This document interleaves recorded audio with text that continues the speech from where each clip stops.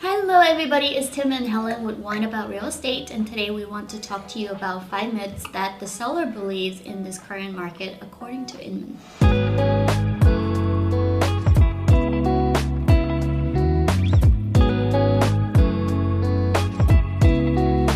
Alright Tim, the most popular one is that there's no preparation needed for listing your house. Yeah, so and that's not true, that's is it? definitely not true. We just did a seller consult for a listing last week, and we kind of went through and gave our recommendations on what needs to be repaired, what needs to be done.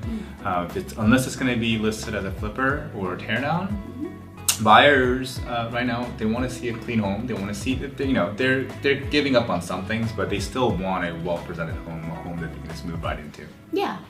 The second one is that there's no such thing as a crazy price, asking price. So that's not true. You don't want to go and list it outrageously high, because that could lead to lagging on the listing, and it could lead to price reduction. And in this market, when you're reducing your price, that's a big red flag for the buyers, even though the house is fine. Absolutely. We know we're telling our clients, don't be crazy with the listing price.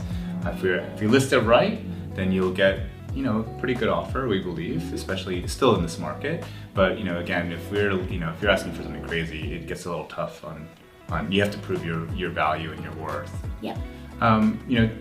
Everyone's asking about this, and everyone is asking what a post-closing temporary occupancy. There's a myth that it's free, that it's guaranteed, but with the interest rates going up, we're seeing a lot of buyers having to pay a lot more for their down payment, or they're breaking their leases and stuff like that, which means that they want to move in sooner. So lenders typically allow, in Georgia anyway, a seller to stay up to home for 60 days without considering it a landlord-tenant relationship.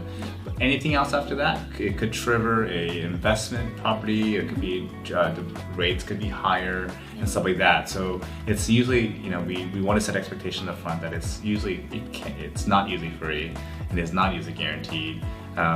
We had one where the seller requested a temporary occupancy, but for the right price, she actually foregoed it, because she got a fantastic offer but the buyers needed to move in immediately. So it was something that it was a give and take. Yeah, absolutely. Next one is selling as is easy peasy. It's not easy peasy.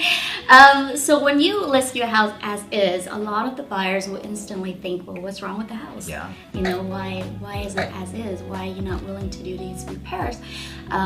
So buyers are still going to do inspection.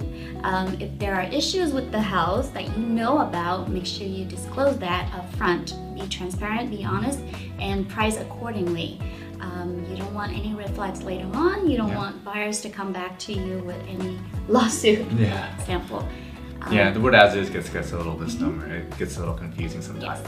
But the last one, a lot of buyers are asking if they have to waive all the contingencies, and every buyer is a little different, and we're telling all of our, that's what we kind of talk about in the buyer's consult, to see what their risk tolerance is. But if it's an older home, or if it's priced aggressively over the comps, many buyers may shy away from waiving inspection or appraisal. So it's a case-by-case basis. It's not always guaranteed, but we're here as a resource, and we will help you. That's right. All right, until next time. Cheers.